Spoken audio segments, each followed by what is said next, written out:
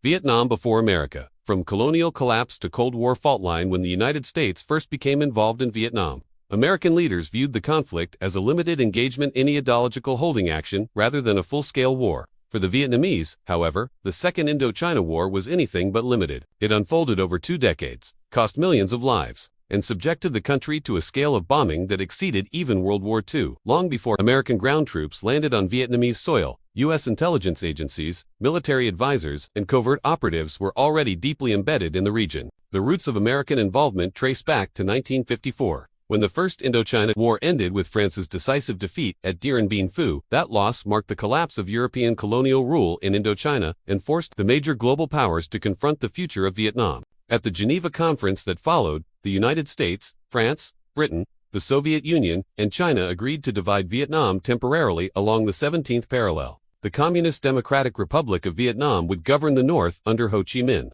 while the non-communist state of Vietnam would rule the south under former Emperor Bo Dai. Nationwide elections were scheduled for 1956 to reunify the country. Yet this arrangement satisfied global powers more than Vietnamese nationalists. Ho Chi Minh had fought for a unified, independent Vietnam, but pressure from his Chinese and Soviet allies compelled him to accept compromise in order to avoid provoking further U.S. intervention in Asia. France, exhausted by war, welcomed a graceful exit. For Washington, the agreement raised alarms. Though the U.S. publicly described itself as merely an interested nation, it had financed much of France's war effort, and had already used CIA pilots to supply French forces during their final battle. With France departing, American policymakers stepped in, determined to prevent what they saw as the spread of communism into Southeast Asia. The Geneva Accords, rather than resolving Vietnam's future, effectively transformed the country into a frontline state in the Cold War. Building South Vietnam, American ambitions and Diem's authoritarian rule. The United States' decision to back South Vietnam was driven primarily by fear that communism would spread uncontrollably if Vietnam fell. American leaders viewed Ho Chi Minh not as a nationalist but as a pawn of Soviet and Chinese communism. This belief fed directly into the Domino Theory, the idea that if Vietnam became communist, neighboring countries across Southeast Asia, potentially even Australia, would soon follow. As French administrators withdrew, U.S. officials searched for a leader capable of resisting communism in the South. They settled on Ngo Dinh Diem, Bao Dai's prime minister. Despite widespread concerns about his legitimacy and leadership ability, Diem lacked popular charisma, but he was fiercely anti-communist, anti-French, and Catholic in a predominantly Buddhist country, traits that appealed to Washington's strategic thinking. The United States hoped that, under American guidance, Diem could establish a democratic and stable government. In reality, Diem consolidated power through authoritarian methods. In 1955, he removed Bo Dai in a highly questionable referendum, claiming nearly unanimous support. Washington raised eyebrows but accepted the result, impressed by Diem's ability to suppress communists, criminal syndicates, and rival religious groups. U.S. advisors and CIA operatives soon arrived in large numbers, and American financial support surged. By the late 1950s, the United States was providing hundreds of millions of dollars annually, most of it funneled directly into the South Vietnamese military rather than economic development. Diem used this support to centralize authority, replacing traditional village leaders with officials loyal to Saigon and launching re-education programs and security crackdowns. These measures alienated large segments of the rural population. By 1958, tens of thousands had been arrested, and political opposition was effectively outlawed. Religious and intellectual groups, especially Buddhists, became targets of repression. Diem's refusal to hold the promised reunification elections further deepened divisions. Though the United States approved of this decision, it did so largely because American leaders feared Ho Chi Minh would win in a landslide. What Washington increasingly backed was not democracy, but stability, no matter how coercive. Insurgency grows, the Viet Cong, and the failure of counterinsurgency. While South Vietnam struggled under authoritarian rule, pressure mounted in the north. Ho Chi Minh initially pursued restraint, focusing on propaganda and development, while officially discouraging violent rebellion in the south. Yet land reform campaigns in the north resulted in mass executions and abuses, which Ho later acknowledged as grave mistakes.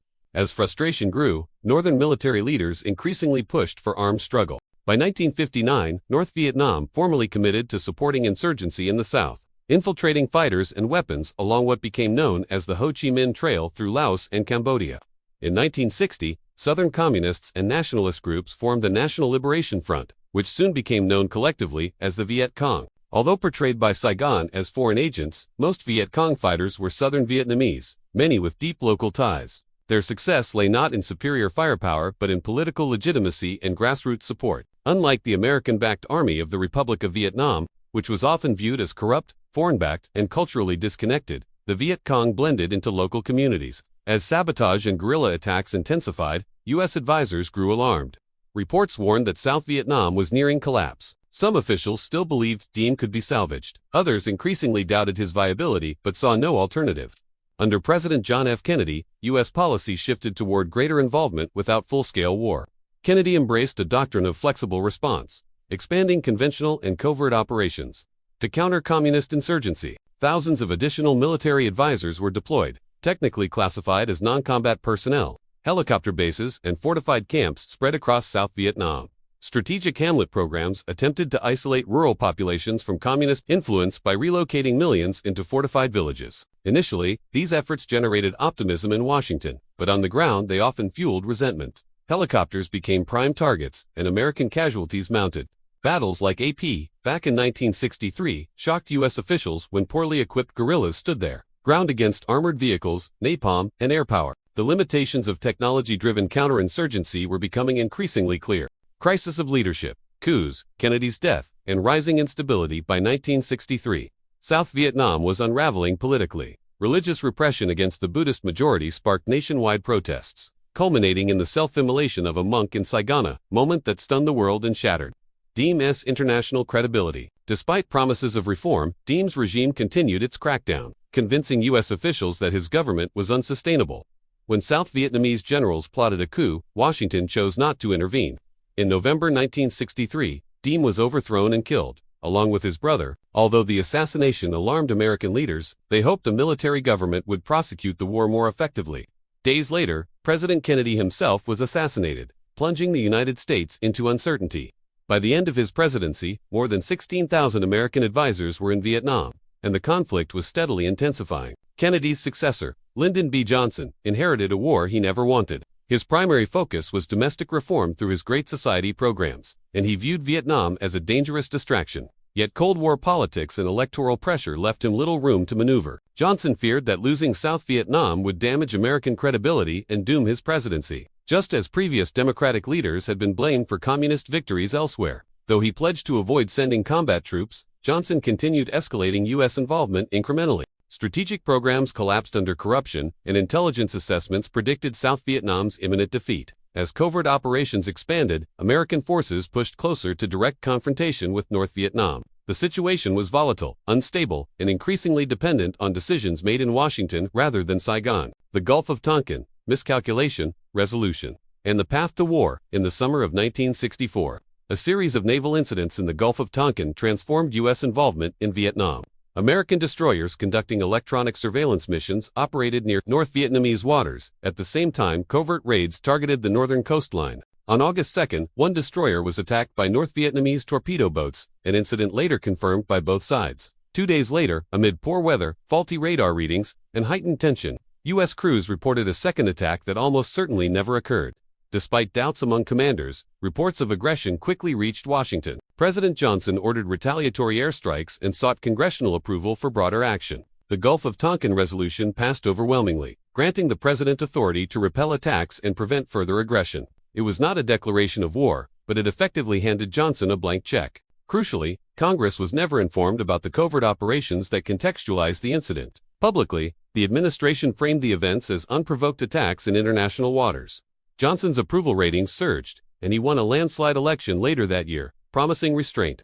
Privately, however, military planners were preparing for escalation. Though historians continued to debate whether evidence was deliberately misrepresented, most agree the crisis was driven more by confusion and political momentum than conspiracy. Once the resolution was secured, the United States had crossed a point of no return. The framework for full-scale war was now firmly in place. Escalation and illusion. Why the United States went all in? By early 1965, the illusion of limited involvement collapsed. Attacks on American personnel and bases prompted sustained bombing campaigns against North Vietnam under Operation Rolling Thunder. To protect airfields, U.S. Marines landed in Vietnam, marking the arrival of American combat troops. Far from stabilizing the situation, escalation intensified the conflict. North Vietnam increased infiltration, while China and the Soviet Union supplied advanced air defenses. South Vietnam remained politically unstable, cycling through weak military governments incapable of commanding public support. American commanders concluded that without large-scale U.S. ground forces, South Vietnam would fall. Johnson reluctantly approved troop deployments, committing the nation to war.